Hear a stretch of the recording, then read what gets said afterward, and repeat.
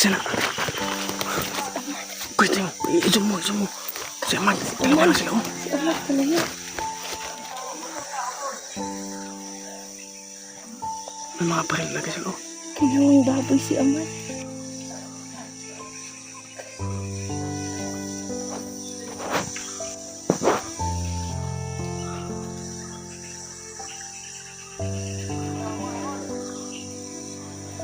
Subukan ko kayang lapitan. Kapala.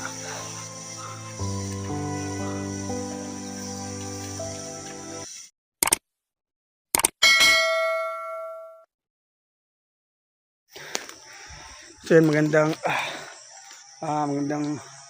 hapon sa inyo lahat yun. No? So ngayon pa lang kami nakapag-video ulit no kasi inabot tayo ng ulan mga idol no. So may mga idol, padpad kami dito ngayon mga idol no, sa area na to. So yun, ang Ahmad pala tong cellphone ginamit ko no. So ako muna yung mag-upload sa kay Ahmad. So hinahanap pa din namin si Ahmad no ngayon.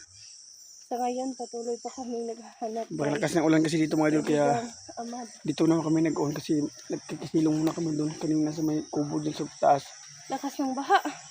So Tapos, mga kaibigan no, ilang araw o isang isang magdadalawang araw na. baha dito ay ulan. Nasanhi ng baha mga kaibigan na suyo. Sa ngayon, hinahanap pa namin si so dinig nyo pa din Ahmad, yung sinso mga idol kaibigan. no. So medyo malaylayo na tayo doon no. So umabot na kami dito.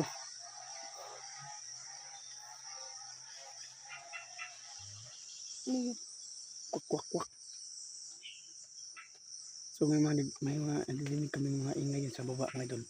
So pupuntahan namin yung ngayon no. Silipin namin kung anong meron dyan, baka sila Ahmad na yan. Mga kaibigan na sa mga nagsasabi na bakit hindi namin tinulungan, bakit hindi tinulungan kaagad ni Kaibigang Marky si Ahmad. Mahirap naman po pag lulusob si Kaibigang Marky ng basta-basta, gawa ng wala siyang baril, wala din siyang orasyon mga kaibigan. So sakali man na nilusob o niligtas yun ni Kaibigang Marky, baka siya yung napahamak, baka silang dalawa yung nabihag ngayon. So mahihirapan kami no kapag dalawa yung bihag mga kaibigan. So sana maintindihan ninyo kung bakit hindi basta-basta nilusob o hindi basta-basta kinuha ni Kaibigang Marky si Ahmad mga kaibigan no. Mahirap din ang dali lang sabihin no na bakit hindi niya kinuha, bakit hindi maniligtas. Ang dali lang sabihin mga kaibigan, pero sa totoo ang hirap gawin. Gawa ng may orasyon sila, tapos may baril pa sila. Dalawa yung nila. Baka yung bahay nila kahit yung may baril orasyon nila, tayo, tumatalab sa atin. Oo. Ganun ba? Malakas yung orasyon na nilagay sa baril nila, kaya mahihirapan din no mga kaibigan. So ngayon, patuloy pa rin kami sa paghahanap. Sana may bahay na dyan kaibigan no. Pamilya sa aking bahay niya kaibigan. Hindi mga idol kung naalala nyo mga idol no, parang pamilya sa atin yan. naalala ko kaibigan.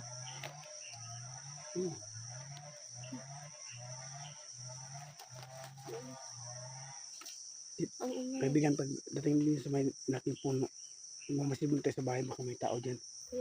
Hindi mo tayo bago tayong mga kaibigan no, natuto na po kami na maraming beses na pinag-isip kami. Natuto na kami na sa bawat beses na gawin namin, dapat yung kami padalos-dalos. Dapat pag-isipan namin mabuti yung mga gagawin namin. Kasi buhay yung kapalit mga kaibigan. pangdulas ng mga daanan ko Sobrang dulas idol no. mga kaibigan. Ayan, Kahit ano mga idol. maraming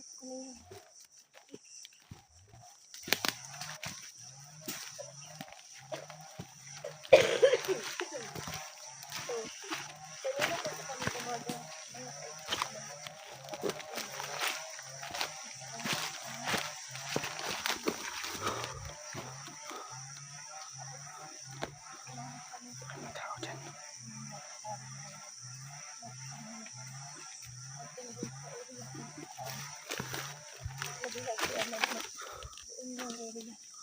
wala naman sa abot yung pinuntahan namin doon, wala.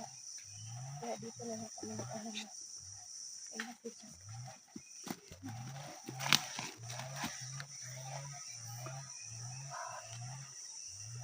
Puntahan mo nga. Kasi may tagulilong ka pag mag-ano. May tagulilong lang ako. Silipin mo lang. Huwag tagulilong ka agad pag mayroong kalaban.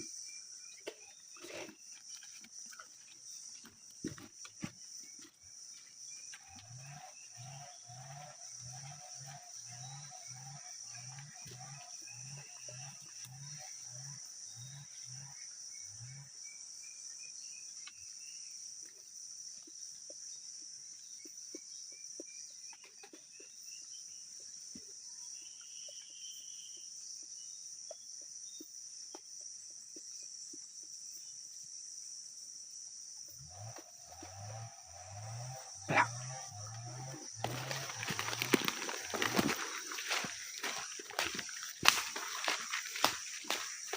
Wala. Ha?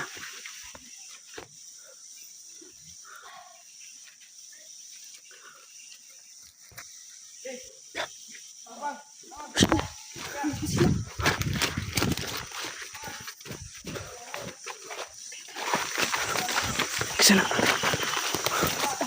Pwede mo. I-zoom mo. Kasi Amad, dalawa lang sila. Oh. Si Ahmad pala yun.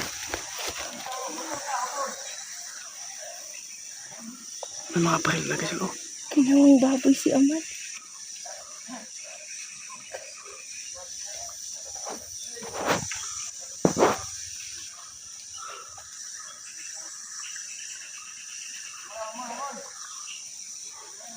Subukan ko kayang lapitan. Kapala.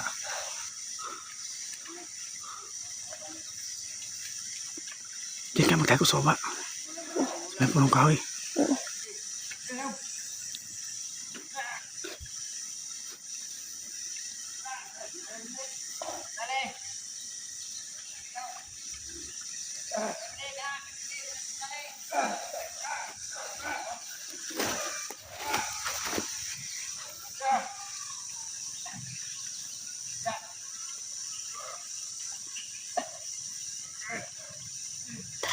Baba tayo. Baba tayo.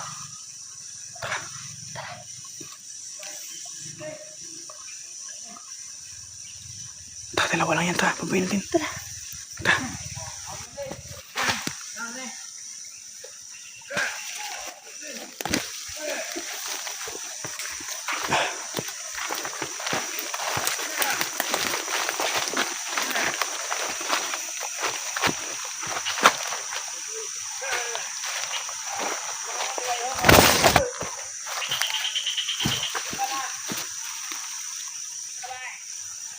Tara, bilis.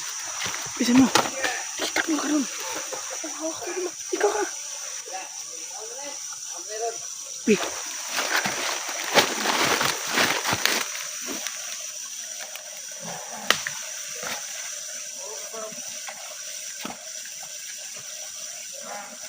Abantay sila mga din.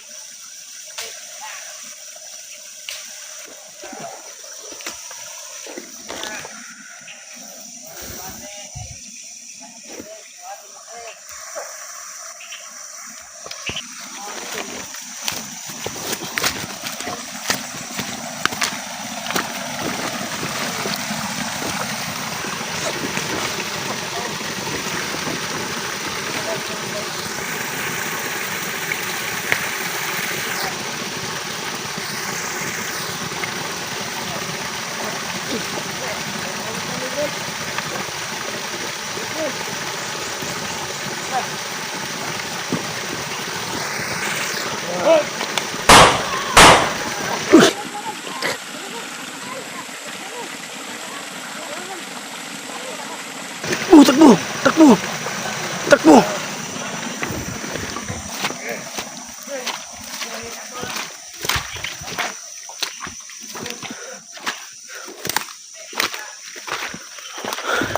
Hindi na ako lumapit mga idol kasi pati si kaibigan nga tinabla ng bala.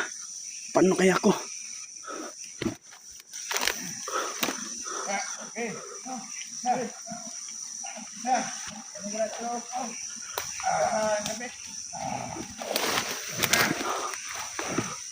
Kamay.